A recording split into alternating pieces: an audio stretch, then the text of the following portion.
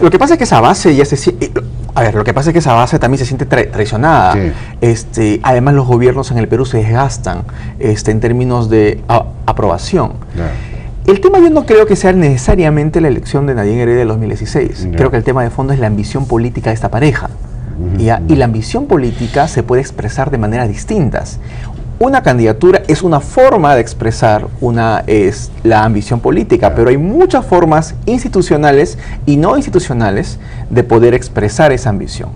Lo que es preocupante es que, y justamente por eso es que se genera en tema en la opinión pública, es que nunca antes, más allá, luego de un presidente, después de Montesinos, ha tenido tanto capital político acumulado como es la primera dama. O sea, ella tiene, digamos, acceso al legislativo, ejecutivo, gabinete, gobiernos regionales, es vocera, es asesora, entonces es el único consorte sentimental del presidente. ¿Te das cuenta? Acumula tanto poder que justamente por eso es lo que preocupa, ¿no?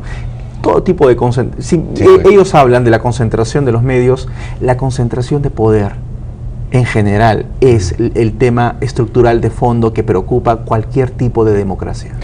Ahora, es en esa definición esencial como antifujimoristas y antiapristas que les impide, digamos, tener un manejo más concertado, democrático, convocante, ¿en eso no influirá el factor Mario Vargas Llosa o la influencia de Mario Vargas Llosa? Me imagino, porque fue en este último episodio él les abrió los fuegos, ¿no? Entonces debe haber una concertación ahí, ¿no? Yo no lo sé. Lo que pasa es que la política de Humala es la política del ahijado, por decirlo de un modo. Él como que siempre requiere la figura de un padrino político. Lo fue Chávez en el pasado, lo es Vargas Llosa ahora, ¿no? Es la influencia siempre de un factotum, de un poder ideológico mayor, el que termina siendo de guía de los comportamientos políticos de nuestro presidente. Eso ¿por qué? Justamente por su orfandad política, ¿no? Es alguien que no tiene una formación política, que no ha desarrollado las virtudes que debe tener un estadista. Un estadista se pone por encima de estas disputas. Un estadista debería encaminar las reformas. Él, por ejemplo, tiene un discurso muy reformista en teoría, pero fíjense lo que ha hecho el presidente de México, alguien que en teoría no tenía ningún bagaje muy tecnocrático, por decirlo de un modo, y se ha metido a pelearse para hacer las reformas en ese país. Ha logrado un pacto político de todas las fuerzas políticas para hacer unas reformas extraordinarias, la reforma educativa, la laboral, en fin, la energética. Increíble, y teniendo un partido autoritario como es el PRI, ¿no? Es la gran sorpresa del año para muchos especialistas. Humala podría haber tomado ese camino. Digamos, por ejemplo, hay espacios donde la reforma me parece ya inviable en este gobierno, como es el tema de la seguridad ciudadana. Es claramente el fracaso más evidente de la gobernabilidad de esta gestión. Tenemos las reformas de los programas sociales, que han sido reformas técnicamente llevadas muy bien, diría yo, pero políticamente han tenido algunas fallas que pueden terminar mellando la imagen general de estas políticas. Pero hay otras reformas importantes que esperemos que todavía puedan salvar el 11 de este gobierno, por ponerlo en notas, ¿no? La reforma de salud, por ejemplo, me parece una reforma que está siendo encaminada por un equipo tecnocrático y que debería de aprender de los errores del MIDIS, de los errores políticos del MIDIS, porque al final el gobierno tiene que enseñar algo.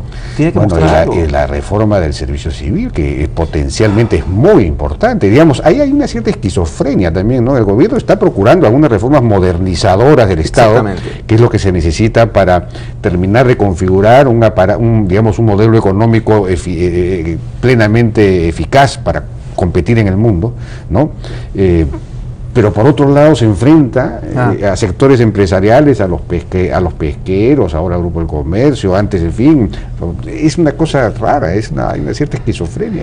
Yo lo que escribía, el balance el año pasado, un artículo que se llamaba El año que rompí contigo, ¿no? Ha roto toda la capacidad de confianza que tiene con el sector empresarial, ha roto la confianza que tiene con inversionistas, ha roto los puentes con la oposición y está rompiendo y fracturando también su aprobación. Está haciendo algo así como un manual de cómo perder una popularidad, de cómo aislarse políticamente. Lo que sucede, y todo el mundo lo ha dicho, hace falta aquí más mano política. Y está construyendo candidaturas opositoras. La candidatura de Alan García, que es la que él, digamos, si él es un profundo antiaprista y un profundo antifujimorista, lo que está haciendo es construir esas dos candidaturas, particularmente la aprista, que ya se salvó de la investigación gracias a una resolución del Poder Judicial, es decir, ya ha quedado prácticamente excluido de la investigación de la mega comisión, o sea que... Sí, al final es el fujimorismo y el aprismo quienes salen fortalecidos de esto, y no casualmente los que más se parecen a partidos políticos son estas dos fuerzas políticas, ¿no?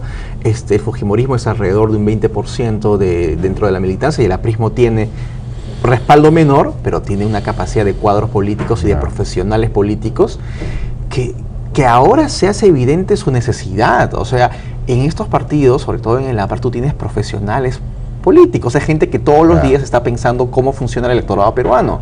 Eso es lo que necesita este país. Y lo otro es mirar otros aspectos de la sociedad que no le estamos tomando tan atención, como es, por ejemplo, el nivel de informalidad.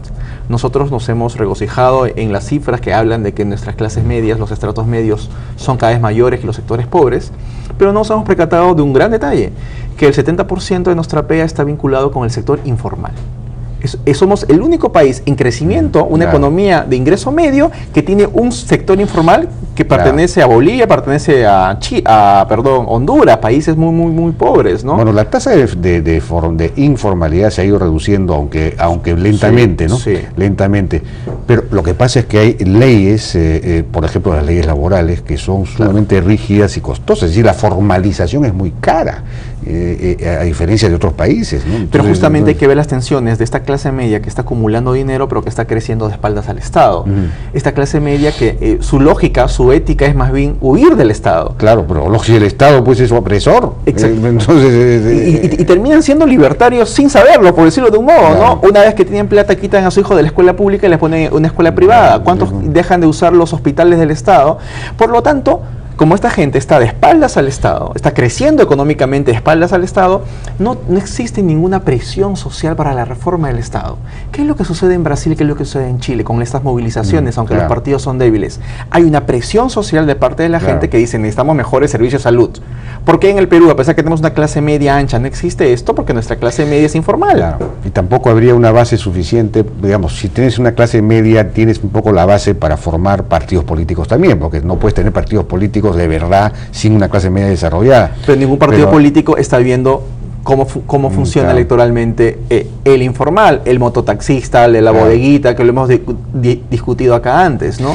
Bueno, entonces ya no tenemos tiempo, desgraciadamente nos ha ganado, pero todo eso nos lleva finalmente al tema que tiene que ver también con Humala, que no tiene un partido político, la ausencia de partidos políticos. ¿Estamos condenados a no tener más partidos políticos o es posible reconstruir alguna clase de sistema de partidos políticos? ¿Qué reformas políticas habría que introducir para eso? Yo creo que yo soy más optimista en ese sentido. Yo creo que los partidos políticos en el mundo no van a seguir siendo lo que han sido en el pasado. Los partidos políticos están cambiando. Un partido político que existe si es capaz de generar cierta identificación a nivel de bases, a nivel de ciudadanos, no comités provinciales, no organizaciones que tienen un local. Eso ya no existe en la política en ninguna parte del mundo, pero sí gente que se identifique. Y sobre todo, personalidades que sean capaces de transmitir claves programáticas, claves ideológicas, ¿no? Pero Pablo Kuczynski no tiene partido, pero todos sabemos que sus políticas están del lado derecho del continuo ideológico, ¿no? Entonces son personalidades que transmiten, ya no son estos caudillos que tú votas porque te cae bien o porque te cae mal o porque tiene un arraigo personalista. Son personajes que transmiten posiciones ideológicas. Yo creo que la reconstrucción de nuestro sistema político va por el lado de que los debates cada vez más son más programáticos. Los debates cada vez son más ideológicos. El clientelismo está bajando porque somos una sociedad de clase media y un personalismo tradicional tampoco está funcionando. Esta mezcla de personalismos con claves programáticas ideológicas creo que ayudan en ese sentido. Ahora, también necesitamos... Pero seguimos dependiendo del individuo, del personaje que es capaz de transmitir. Decir, sí, no... pero por lo menos ya transmite programa, ¿no? Por lo menos ya transmite plataformas ideológicas. Sí, seguimos sí, es que tenemos Keiko Fujimori para rato. Tenemos a Alan García también vigente políticamente, a lo que voy es, pero las personas se van a ir posicionando en base a esas claves ideológicas. Ahora, pero no van a formar estructuras permanentes partidarias. No, pero sí van a formar equipos van a formar, o sea, es PPK, pero hay un grupo alrededor de ellos que están alrededor de él. Entonces habría que buscar una legislación que facilite esa fluidez, porque... Exactamente, ese es el siguiente punto. Hay que ser mucho más creativos en nuestra connotación de partidos políticos y en nuestras reformas políticas. Por ejemplo, nuestros distritos electorales, ¿qué tienen en común la gente que vive en distintas provincias de Ayacucho? O por ejemplo el BRAE, que tienen preocupaciones, que son provincias de distinto, podrían ser un solo distrito electoral. Claro, hay que tener distritos electorales mucho más pequeños. Mucho más pequeños, pero que no correspondan con esta distritalización actual. Claro, no, pues, claro. Exactamente, sino ver justamente cuáles son las unidades que deberíamos dividir. Bueno, ya nos ha ganado el tiempo, desgraciadamente, hace rato. Pero ese es bueno, cuando regrese seguimos discutiendo sobre estos temas fundamentales. Gracias a Carlos Meléndez. Ya nos despedimos hasta el día de mañana, hasta el día lunes. Bueno, muy buenas noches.